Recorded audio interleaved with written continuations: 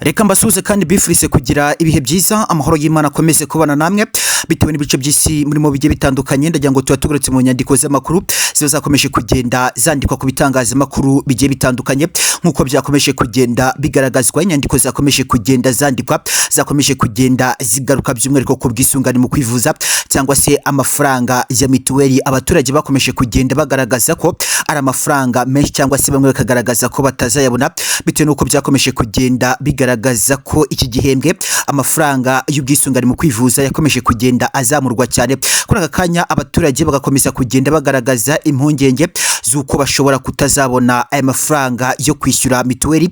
Bamwe bakanasaba leta y'u Rwanda kuba yagabanya igiciro cya mituweli kuko barakomeza kugenda bagaragaza ko kubona aya mafaranga ya mituweli bamwe baravuga ko naho bari kuyakora cyangwa se ari na menshi. Reka byose tuze kuba twabigaruka, turaza kuba twagaruka ku nsengero byakomeje kugenda bigaragazwa nk'uko byakomeje kugenda bitangazwa na Karidinali. Yakomeje kugenda agaragaza ko insengero mu by'ukuri ari igikorwa cyiza abaturage bagomba kuba bafungurirwa kugira ngo bongere kujya mu nzu y'Imana cyangwa se imbere y'Imana.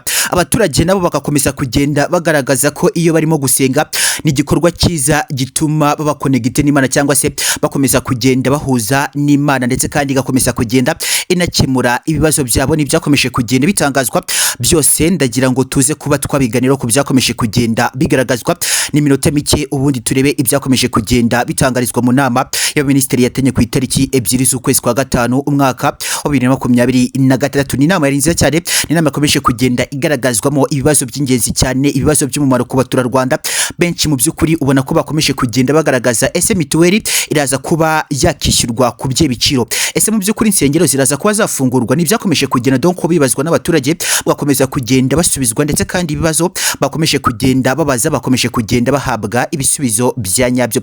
By'umwihariko nshuti mukundwa, birashoboka ko ari bwa mbere wisanze ku muyoboro mugari wacu wa Peak Media Info, aho ugerezwaho amakuru by'umwihariko y'imibereho myiza y'abaturage b'igihugu cy'u Rwanda. Niba utarakanda subscribe tuyikanda, ubikana gufungura kuri iyo nzogera kugira ngo ntuzajye ucikwa amakuru n'ibigano dukomeza kugira tukogezaho umunsi ku munsi. Peak Media Info mu by'ukuri dukomeza kugenda tubagezaho amakuru yatuma mwiprodusha ndetse n'amakuru aba yakomeje kugenda atangazwa mu gihugu cy'u Rwanda. Nagushishikariza gukanda subscribe ubundi wikore gufungura kuri iyo nzogera kugira ngo ujye ugezwaho amakuru ya Peak Media Info. Turi mu nama y'abaminisitiri yatenye ku itariki 2 z'ukwezi kwa gatanu umwaka wa 2026. Ni inama rigamije kuba yashaka ibyemezo n'imyanzuro ikomeza kugenda igaragazwa mu gihugu cy'u Rwanda, yakomeje kugenda yibanda ku bwisungane mu kwivuza cyangwa se amafaranga ya mituweli. Abaturage benshi bakomeza kugenda bagaragaza ko aya mafaranga nubwo leta y'u Rwanda yashyizeho, ariko bamwe bakavuga ko ari menshi cyane, abandi bakavuga ko akwiye. Ariko ndagira ngo turebe ibyavuye mu myanzuro y'inama ndetse n'ibyakomeje kugenda bivugirwa muri iyi nama. Turaza kuba twakwibanda ku nsengero zakomeje kugenda zigaruka by'umwihariko n'abaturage bakomeje kugenda banasaba leta y'u Rwanda by'umwihariko bavuga uti Perezida Paul Kagame aze kuba yadufasha. Mu by'ukuri yakomeje kugenda adufasha kudukorera imihanda, kutwubakira amashuri, amavuriro, aduha VUP, ndetse kandi yakomeje kugenda adukorera ibikorwa byinshi cyane.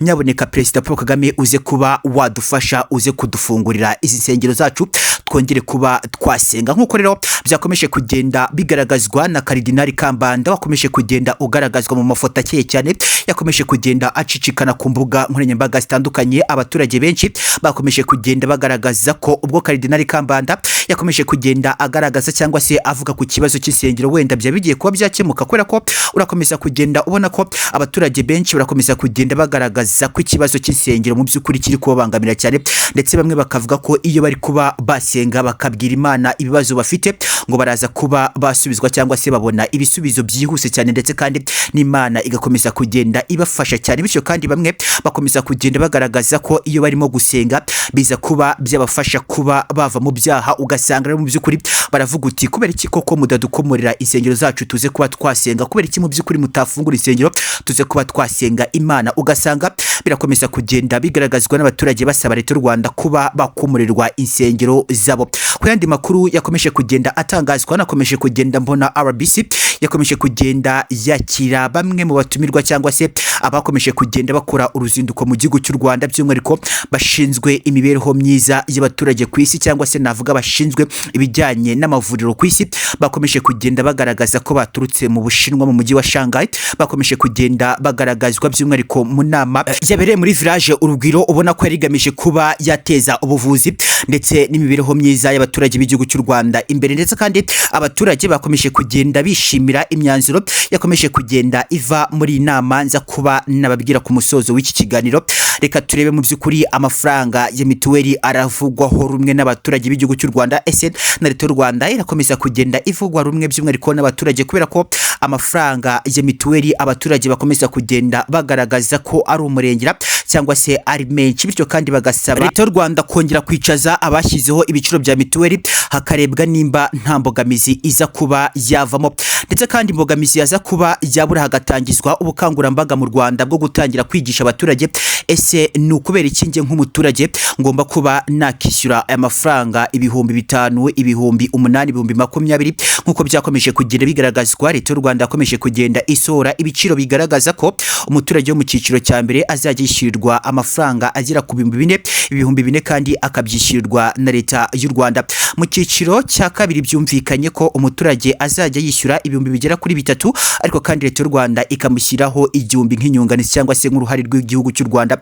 Ariko mu cyiciro cya gatatu byumvikanye ko uyu muturage azajya yishyura ibihumbi bigera kuri 5, ibihumbi 5 byose akabyishyura leta y'u Rwanda itagaragajeho n'uruhari na ruto.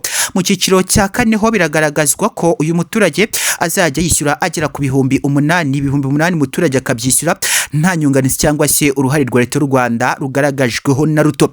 Mu cyiciro cya gatanu ho byakomeje kugenda bigaragazwa ko umuturage agomba kuzajya yishyura agera ku bihumbi 20 byose akabyishyura nta ruhare cyangwa se inyunganizi ya leta y'u Rwanda igaragajeho na nto. Ibi byose kandi bigakomeza kugenda bigaragazwa n'abaturage bakomeza kugenda bagaragaza ko bakomeje kugenda bashyirwa mu byiciro batakagombye kuba barimo, kuko nuza kuba waganira ku bashyizeho bimwe mu biciro bya mituweli, bakomeje kugenda bagaragaza ko bakomeje kugenda bagendera ku mafaranga umuturage yinjiza, bakanashyiraho amafaranga azajya yishyura kuri mituweli. Abaturage bamwe na bamwe bakakomeza kugenda bagaragaza ko bakomeje kugenda bashyirwa mu byiciro by'abaturage binjiza amafaranga menshi, ariko kandi bo bakagaragaza ko nta hepfo no haruguru bakura, bityo kandi bagasaba leta y'u Rwanda kuba yabarenganura. Abakomeza kugenda bagaragaza ko bakomeje kugenda bashyirwa mu byiciro by'abahirwe cyangwa se by'abakire, kandi bo ari abakene cyangwa badafite aho bakura amafaranga. Leta y'u Rwanda ize kuba yakiga kuri iki kibazo cyakomeje kugenda kigaragazwa n'abaturage benshi, kuko nakomeje kugenda mbona abaturage benshi bakomeje kugenda batanga ibitekerezo, barakomeza kugenda bagaragaza ko amafaranga y'ubwisungane mu kwivuza cyangwa se leta y'u Rwanda ibyo yagendeyeho ishyiraho amafaranga azajya yishyurwa kuri mituweli, bamwe barakomeza kugenda bagaragaza ko ntabyo bafite, bityo kandi bagasaba kurenganurwa, nk'uko benshi bakomeza kugenda babigaragaza ku ngingo igaragaza ko bakomeza kugenda bashyirwa mu byiciro by'abaherwe, ariko kandi wareba bo ugasanga amikoro yabo ni mato, cyangwa se mu by'ukuri n'imirimo bakora ntabwo binjiza amafaranga menshi cyangwa se akwiye, bakagombye kuba bashyirwa muri ibyo byiciro. N'ibitekerezo by'abaturage byakomeje kugenda bigaragazwa nk'uko leta y'u Rwanda ibyemerera umuturarwanda wese kuvuga ibitagenda neza, cyangwa se itegeko nshinga ry'igihugu cy'u Rwanda ryemerera umuturage wese w'u Rwanda kuba yatanga igitekerezo ku byo abona bitagenda neza, ariko kandi agatanga igitekerezo ku bifite umurongo muzima byubaka leta y'u Rwanda ndetse n'abaturage b'igihugu cy'u Rwanda. Ibi kandi birakomeza kugenda bigaragazwa nk'ubutumwa ngiye kuba nagenera abaturage b'igihugu cy'u Rwanda bose. Ndagira ngo mu by'ukuri ubutumwa muze kuba mwabasangiza abatagize amahirwe yo kuba bakumva iki kiganiro. Abaturage mutangire kwiga umuco wo kubahiriza gahunda za leta ndetse no kwishyurira ku gihe amafaranga yashyizweho